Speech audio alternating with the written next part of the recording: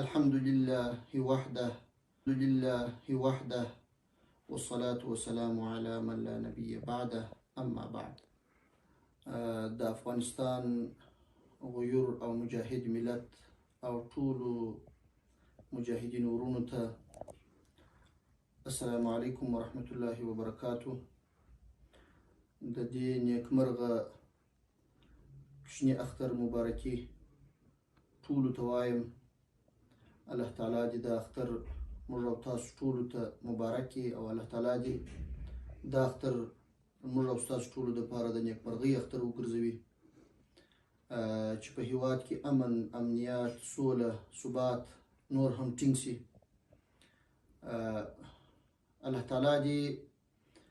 د ټولو مسلمانانو دعاګانې،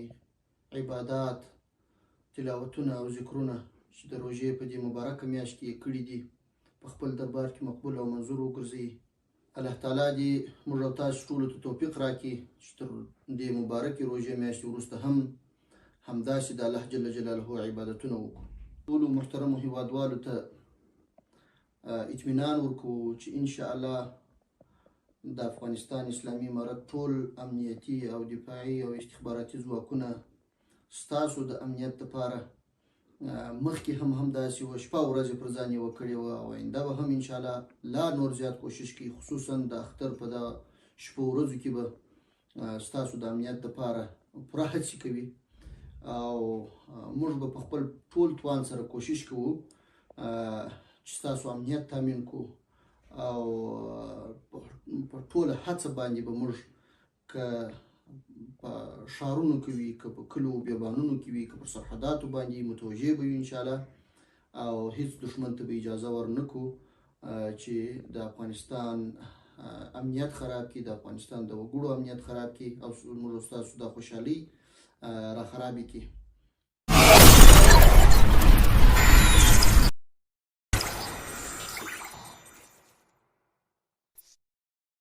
او پاتې شو مجاهدینو ورونو ټولو ته مو توصیه دا ده چې په دې شپو ورځو کې دوی خاص متوجه شي خپل مسؤلیت ته. هر ځای چې وظیفه او دنده لري خپلې وظیفې ته په ښه دقت سره متوجه شي او په ښه طریقه یې ادا کړي، تر څو ستاسو د یو کوچنۍ خامۍ او د یو لږ غفلت په وجه خدای نکرده کومه امنیتي پیښه ونه شي او هیوادوالو ته زیان ونه رسیږي. نو انشاءالله تعالی موږ مطمئن یو چې ټول مجاهدین به خپل د مسؤلیت په ساحه کې هر یو په خاصه پاملرنه کوي او امنیت د خلکو او ډیر به متوجه وي. زه خپلو ټولو هغو ورونو ته چې په تیر 20 کلن جهاد کې زخمیان شوي دي، چا سترګې د لاس څخه ورکړي دي، چا پښې څوک پلجان شوي دي، هغو ټولو ته د مبارکي وایم. الله تعالی دې د اختر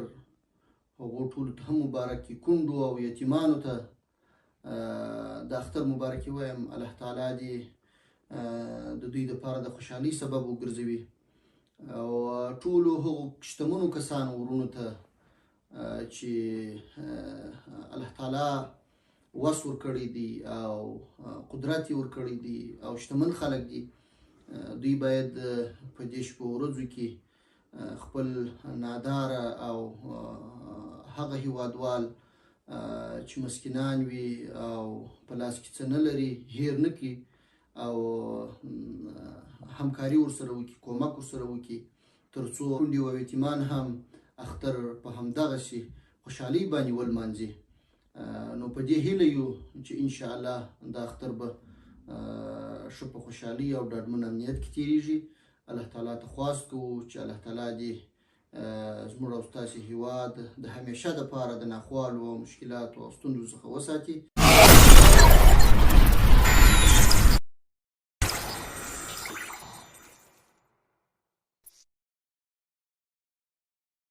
د موقع څخه په استفاده زه د سیمې او نړۍ ټولو هیوادونو ته دا پیغام لرم چې افغانستان د هیڅ کوم هیواد دپاره خطر نه دی او هیڅ کله به هم موږ اجازه ورنکړو چې د افغانستان خاوره د چا د امنیت په مقابل کې یا د چا د امنیت په خلاف استعمال سي. ټول باید مطمئن واوسیږي او کوم پروپاګند چې بعضې مغرضې کړۍ کوي چې افغانستان د نورو هیوادونو دپاره خطر دی او یا دلته داسې ډلې ټپلي اشخاص موجود دي چې هغه د نورو هیوادونو امنیت ګواښ پېښوي، په کلکه ردوم او دا ژمنه کوو لکه څنګه چې مخکې هم کړې وه چې موږ هیڅ چاته اجازه نه ورکوو تر څو د افغانستان خاوره د چا د امنیت په خلاف استعمال کی او د افغانستان د خاورې څخه د هغوی امنیت تهدید کی. عید سعید فطر را به تمام هموطنان خود تبریک میگویم. عیدتان مبارک، اختر مو مبارک.